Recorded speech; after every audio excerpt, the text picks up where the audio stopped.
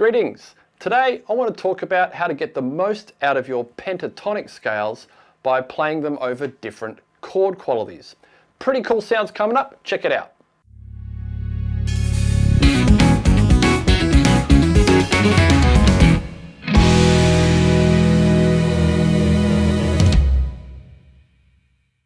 Okay, so quick backstory here. The way I came across this idea of playing pentatonics across different chords like major sevens, minor sevens, dominant sevens, etc. was basically, look, I've got a guitar, but I'm actually a bass player first and foremost. Most of my gigs are played on bass. I practiced an awful lot of bass when I was younger.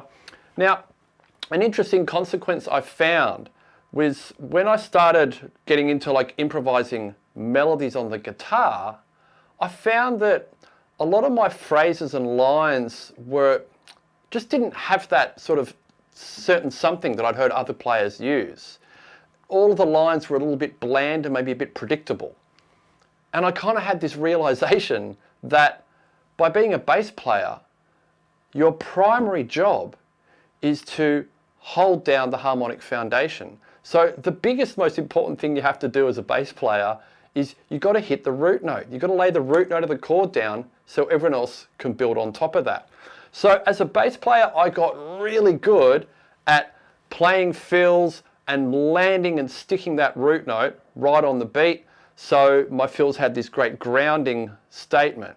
Now that works brilliantly for bass. So when I'm playing bass, nailing the chord tones, particularly the root note, excellent idea. Unfortunately, when you start playing more of a melodic instrument where your primary role is to add colour to the musical spectrum, the root note is arguably one of the least interesting notes to play melodically, especially as an emphasis point. So what I realised is that because of my bass playing history, most of my guitar lines were emphasising the root note a lot. And I thought, man, I've got like years and years of this ingrained in me. How do I break this cycle or break the habit of always hitting the root note? And I was mucking around on the guitar one day and I just kind of found this really cool sound by accident. So I was actually, I think I was just droning on an E and playing with some sort of different sounds. And I remember just playing like a pentatonic scale, but here was the cool thing. It wasn't an E pentatonic scale. I actually ended up playing G sharp minor pentatonic scale, but over this E note, which sounds a bit like this. Here's my E.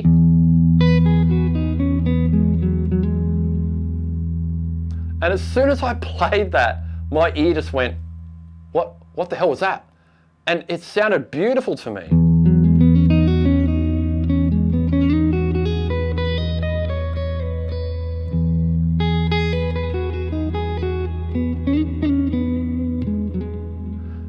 And I thought, well, hang on, what's going on here? Why does this sound so different to what I normally play? And I looked closer at the scale and I thought, well, hang on, what are all these notes in this pentatonic scale in relation to E? So if you go through them one at a time, we're going to find something pretty cool. So if I start on G sharp of this G sharp minor pentatonic scale, over an E note, that's the major third. So that's pretty cool. So I'm getting a nice little major third there. When I move up to the B note of the G sharp minor pentatonic, that gives me the fifth. And if I keep going, I get some interesting intervals. If I go to the C sharp, there's a major six. So I've got this lovely major sound. Here's where it gets really cool. When I go to the D sharp, there's that major seven. So I'm starting to represent a major seven sound. But the most interesting thing I realized when I went to the next note, F sharp, that's like the second or the ninth. But if you notice, you know what note I missed? What's in between D sharp and F sharp? The root note. So this scale gives me all these lovely major seven qualities, 3, 5, 6, major seven and a ninth, but there's no root note. And the really amazing thing is because I know this pentatonic shape so well across the guitar, I can just play that shape or that scale, and I didn't have to consciously avoid this root note, I just played the right shape and suddenly it was just gone.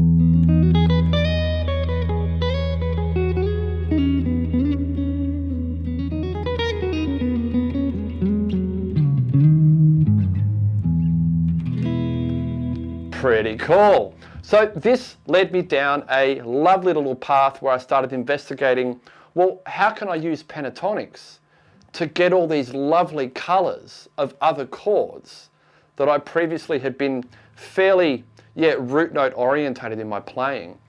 So today I just want to go through some of the basic ones that I've found that seem to work for me, but the idea is you just explore and check them out, yeah? So one of the premises here is we're working on the presumption that the minor pentatonic scale is something most guitar players and bass players learn quite early on and get quite adept at. But we're not going to be playing them off the root note very often, because this is the whole idea, is giving us new sounds but using an old framework. So my fingers have done this before, but over E, suddenly I've got a whole new sound. So pretty cool. So let's just go through some of the main chord qualities that you might come across and check out which pentatonic scales we can apply. So I might use a C chord for all of these, and then I'll show you some different pentatonics that I can play over that. So let's just start at the top of the list. The one we were doing before is a major 7. So if I come up with a major 7 chord, pretty cool. Here's the simple formula. What I'm going to do is I'm playing C major 7, but I'm going to play a minor pentatonic scale starting on the major third of that chord. So if I'm playing a C major 7 chord, 1, 2, 3. The major third is E. So I'm just going to play a C major 7 chord, but I'm going to play E minor pentatonic over the top of it. And it's going to give me that beautiful, colourful sound. And again, I'll be avoiding the C root note. So it keeps the melody perpetually up in the air, full of colour, really, really lovely. So I'm going to use my trusty little freeze pedal. So here's my C major 7 chord. And here we go, E minor pentatonic.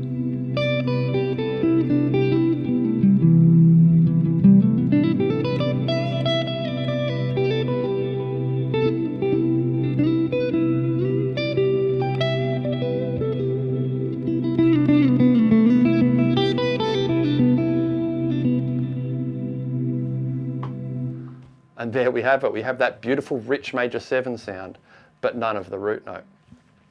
Now, just as a side note, I remember the first time I did this when I was droning on the E, something really interesting happened. So I think I found this sound and I just played over it for so long. Like, I probably went over it for about 10 minutes, just noodling on this scale, just fascinated with the sound that was coming out of my guitar. But then something really, really interesting happened.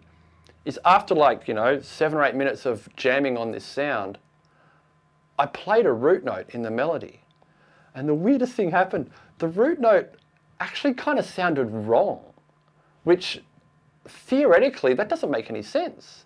But my ear got so accustomed to my melody being perpetually colourful without that stable sort of resolved root note. When I finally went to the root note, it was like almost the biggest anticlimax I'd ever heard. So really interesting. I mean, I don't know if I could do it right now. You never know. But the idea is when you try this at home, muck around with it, and then eventually play a root note. See what you really think of that note, yeah? Because you've got to remember, in a band context, if you're playing over a chord, there's going to be the root notes in the chord. Guaranteed the bass player is probably going to be playing it. So if you're going to emphasize that note, what are you adding to the musical spectrum? Not a lot. So this is why I love these sounds, is because some of them really just give you all the color that you want. But I digress. Let's move on. So we did a major 7 chord, and then you play a minor pentatonic scale off the major third. Beautiful sound, yeah? All right. The other common chords you're going to come across would be a minor 7 chord. So I'm going to stick to C. I'll do a C minor 7. And now it's all just thinking about what interval am I going to play this minor pentatonic scale from, and what is it going to give me? So in a minor 7 chord, one that I really like to do, we'll be playing a minor pentatonic scale off the 5th of the chord. So if I'm playing C minor 7, the 5th is G. So I'm going to hold a C minor 7 with the old freeze pedal, but I'm going to play a G minor pentatonic scale. See what you think.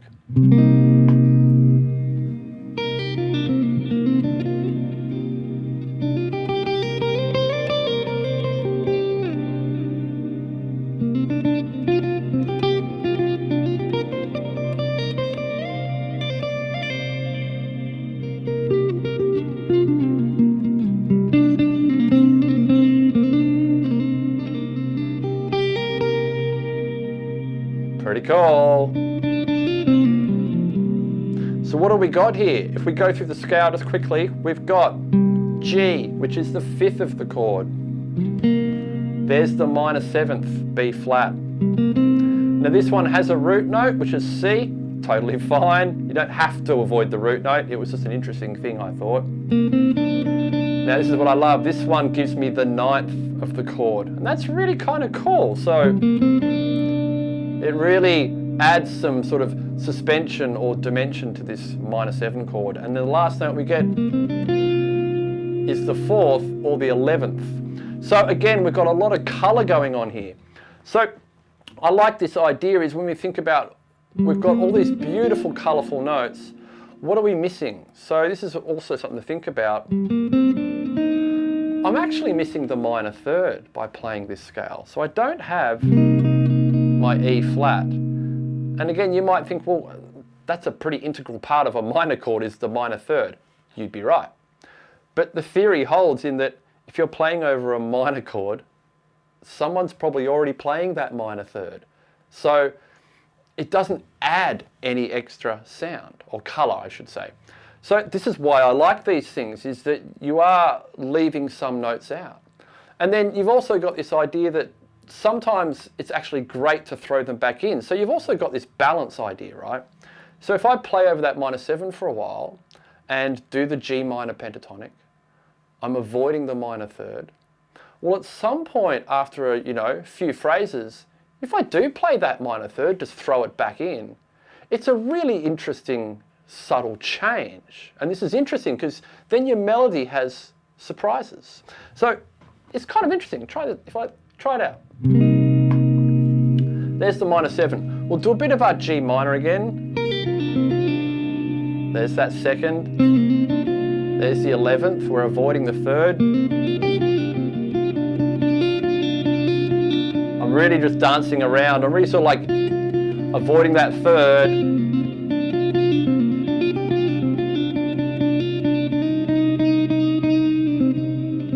And there it is. It's really kind of cool. So you can really use this. It's very powerful. It's like you don't just have to play all the notes all the time. These little pentatonics remove some notes, and it's like you're saving something special for later. So I kind of also dig that. That's really cool. So minor 7 chords, play a minor pentatonic scale off the 5th. Sounds great. Now what else have we got? Another really common one we're going to get is obviously the dominant 7th chord.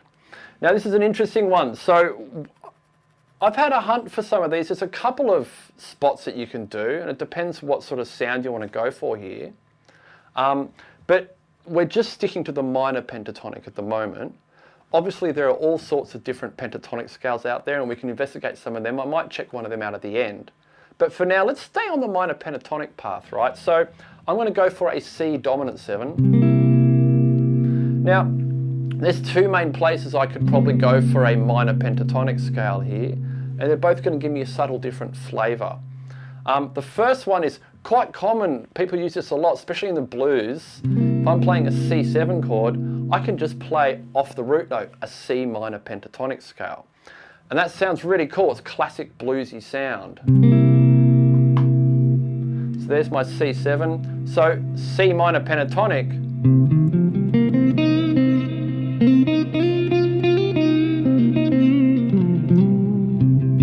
So really pretty classic blues sound, but it's worth checking out what are we actually getting here again. It's worth looking at. Okay, we've got the root note, nothing wrong with that. When I play the E flat, that's an interesting one because in the dominant 7th chord, I have an E natural, right? So you might think, well, that's a bit weird. I'm playing a scale with an E flat, but the chord has an E natural. Okay, so this is just to clarify. I mean, at the end of the day, if I play it, it sounds cool, but why does it work? I want to talk about that for a sec. Think about the nature of a dominant 7th chord. Like, you know, what's its purpose? What does it do? What does it make you feel? Most people will agree that the dominant 7th chord creates tension. So by its very nature, it's a tense chord. So what I'm doing, if I play an E flat over this chord with an E in it, really, I'm just adding some tension to something that's already tense. So I always try and remember that with things like dominant chords and diminished chords. They're tense by nature. So if you're expecting to play a melody that isn't tense, you're sort of missing the point. So that's something that's really cool about this sound, is that I'm getting this E flat. So intervallically, we could think of that as like a sharp 9 over the C chord. So there's my C7. That's like a sharp 9 sound. Pretty cool. Then continuing on, I get the 4th, which is totally cool. I get the 5th, and then I get my flat 7. So I've got some pretty integral parts of the dominant chord. But this works. We've heard this sound before. So as I said, pretty traditional bluesy sound.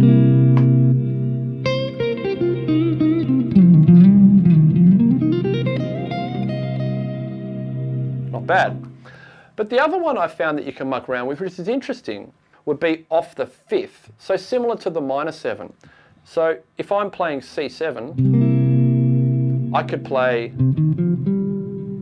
a G minor pentatonic scale again. And it's still going to work over this dominant chord because, again, the intervals that I'm getting kind of work. There's your dominant chord. Sounds a bit like this.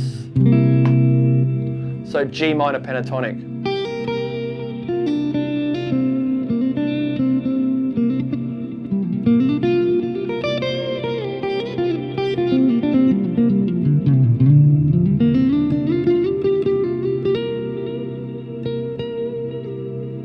Sounds cool.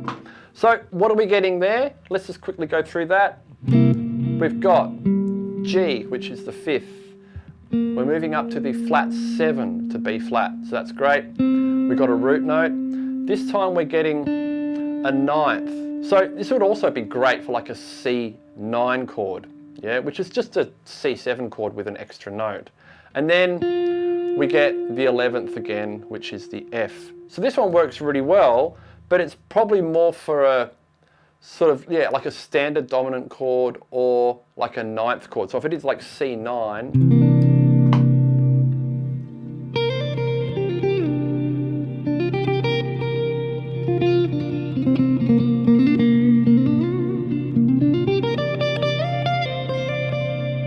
so that 9th is great.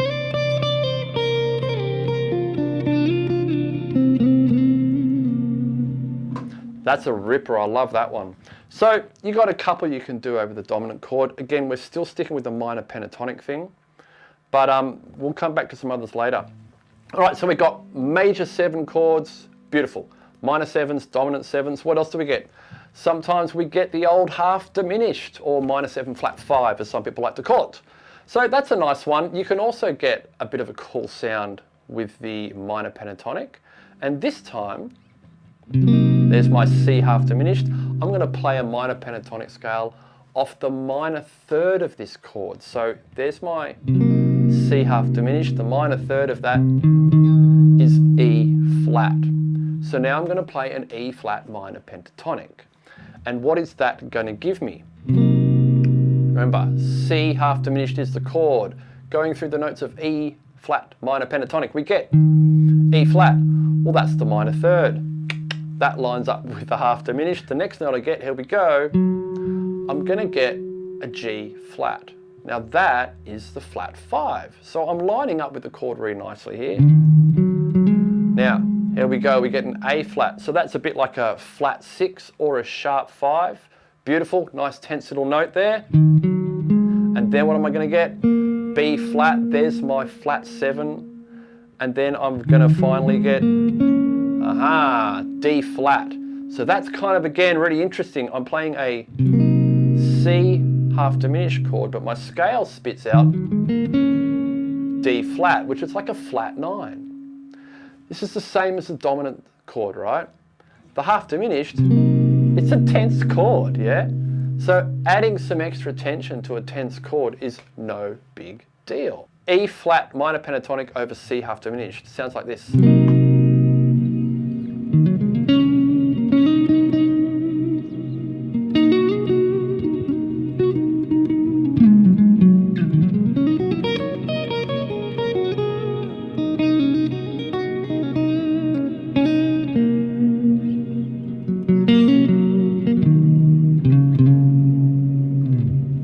It's really cool, but again, remember, it's a tense chord, so the melody has some tension to it. Lovely, lovely. All right, I think the last chord quality I'm going to hit is probably the sus chord. Now, I'll tell you, these chords, soloing or improvising over sus chords, these guys stumped me for the longest time because I just, I was so used to playing really diatonically, like modes and doing Dorian on a minor chord and stuff like that. And again, it's a similar thing to the root note problem I found, is that when I was playing over sus chords, I kept like habitually hitting the third of the chord, whether it was major or minor. And those guys just don't sound amazing over a sus chord. The whole point of a sus chord is that you've suspended the third with either the major second or the perfect fourth. So again, when I looked deeper, I found the pentatonic solution. So let's go for a C sus chord. It matters not which one we do. We'll do, I'll just do a straight C sus 4. So that's pretty cool. Now, all I'm going to do is I need to play a minor pentatonic scale off the major second of this chord. So if I'm doing C sus 4, or C sus 2, by the way, the same scale works over both. This is the best thing about it. C scale, I need to play off the major second, that's D. So I need a D minor pentatonic scale over C sus 4 or sus 2. So quickly just running the intervals that scale spits out, you'll get it straight away why this sounds so good over a sus chord. Here's the chord. All right, so D minor pentatonic, starting on the D. Well, that's the second. So if it's a sus 2, I'm good to go. The next note I get is the F, and that's the fourth. So I'm good to go for the fourth. But again, remember, what have I skipped?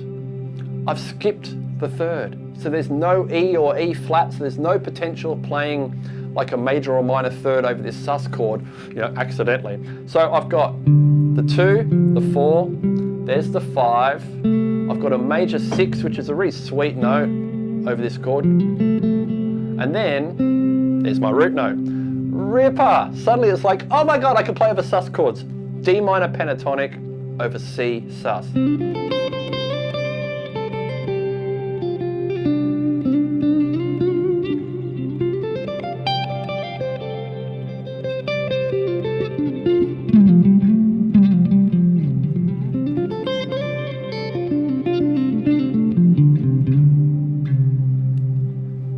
Man, I was like, when I found that, I was just like so happy because it's not like I had to learn a whole new language on my instrument. It's just like, play something I'm good at, but kind of move your hand up a bit.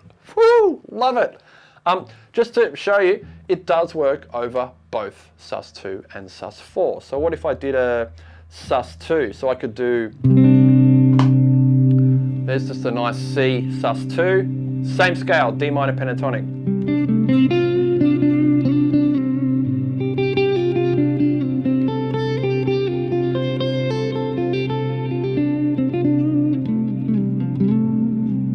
Oh yeah, it's just rich, I love it.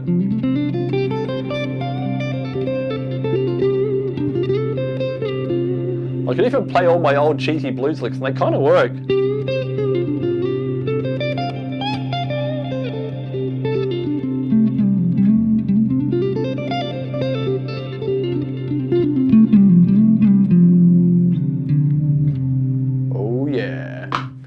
super, super cool.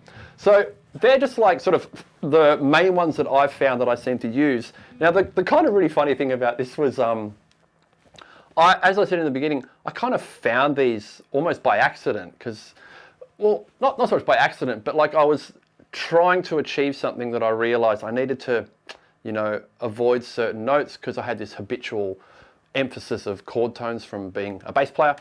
And then I went hunting and I found this pentatonic thing. And the really funny thing was I checked it out and I was like, oh my God, this is amazing.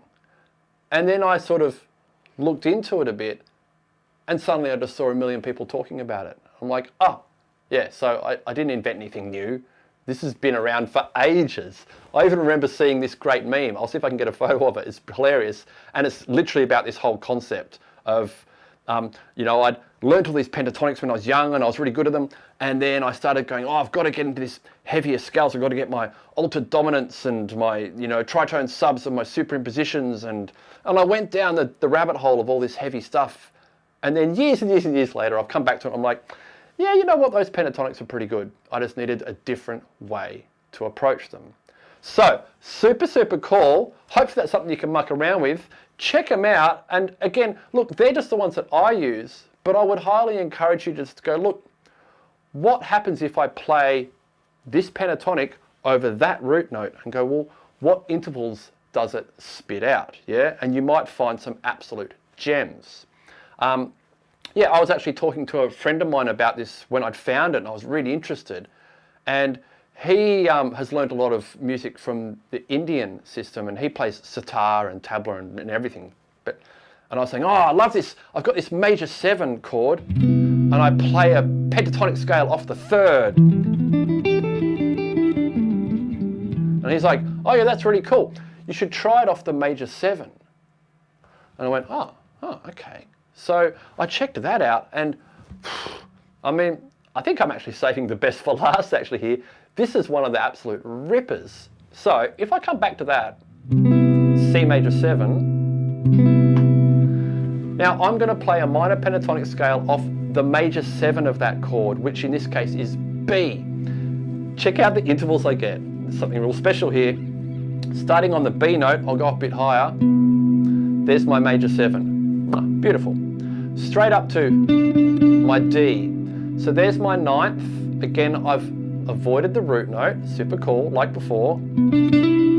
There's my E, so that's the major 3rd. But here's the spice. Ooh, get myself an F sharp.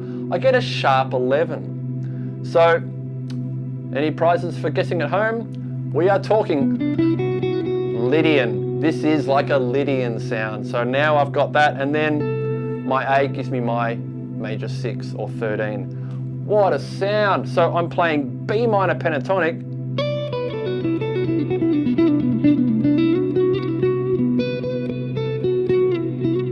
And I've just got that Lydian, made that sharp 11 just dreamily hanging over the top of everything. Oh, Color City.